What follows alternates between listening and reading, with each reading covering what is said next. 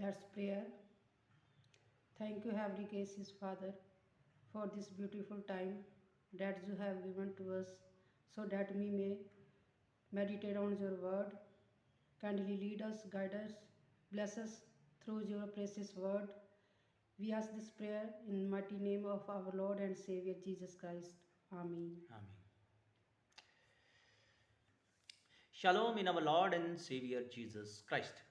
Let's spend some time to the Word of God. Today's scripture portion has been taken from book of 1 Kings, chapter 6 and verse 7. What we see in this scripture portion, when King Solomon began to build the temple of God in Jerusalem in the fourth year of his reign, the stones were dressed at the quarry. No hammer, chisel, or any iron tool was heard in the temple site while it was being built. Same like that, when God is in a project, whether building a temple or establishing judgment, God does not make noise because God's stick of judgment makes no sound. This scripture portion explores the theme that God's judgment is completely different from human vengeance or human judgment. Humans make noise when they judge, but God carries out his work of judgment very quietly and silently. And one day his judgment is suddenly revealed. So, my dear brothers and sisters in Christ, God's stick of judgment makes no sound.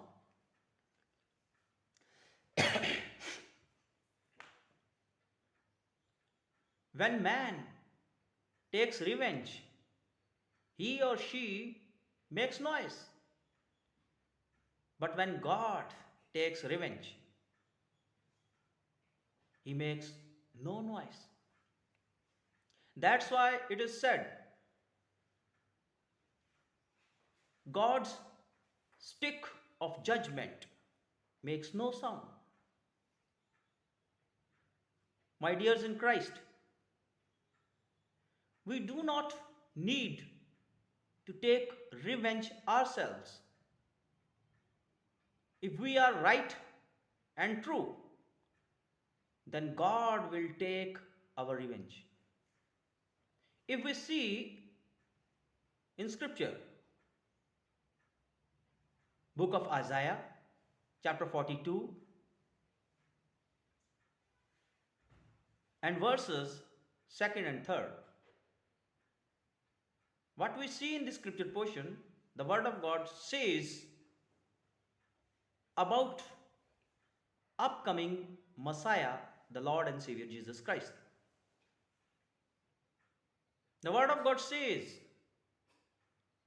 he will not shout or cry out or raise his voice in the streets. In faithfulness, he will bring forth justice.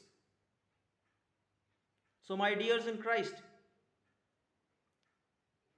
if God, our Lord and Savior Jesus Christ, is silent, it doesn't mean he is not seeing.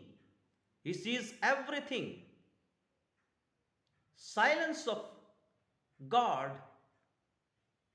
is a time of grace for us to repent and return to the path of righteousness, honesty, and truth of our Savior, the Lord Jesus Christ. May God bless us through his precious word. Amen. Amen.